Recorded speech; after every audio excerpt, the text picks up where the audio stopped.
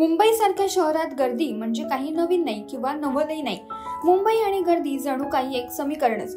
पण या मुंबईत अशीही काही माणसं आपणाला सापडतील ज्यांना गर्दीत जाण्याची भीती वाटते।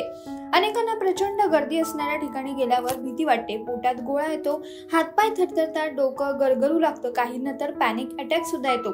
खरं तर ही एक मानसिक स्थिती असू शकते। अशा वेळी व्यक्तीच्या मनात दडलेली भीती कोणत्या ना कोणत्या रूपात बाहेर येते। तुम्हालाही असं होतं का? मग हा व्हिडिओ शेवटपर्यंत पहा।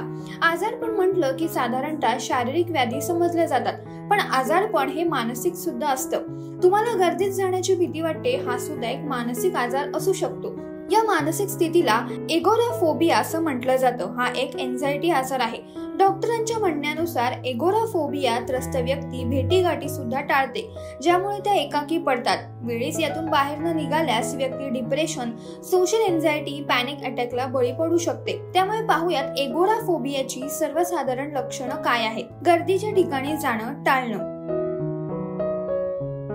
घराबाहेर पडण्यास नकार देणं, सोहळ्यांपासून लांब राहणं, गर्दीत गेल्यावर हातपाय थरथरणं, हृदयाचे ठोके सुद्धा वाढणे, घसा कोरडा पडणे, घाम फुटणे।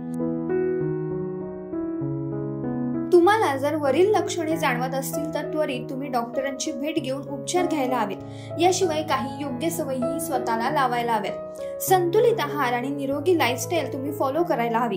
दररोज कमीत कमी 15 ते 20 मिनिटे तरी व्यायाम हा करायलाच हवा।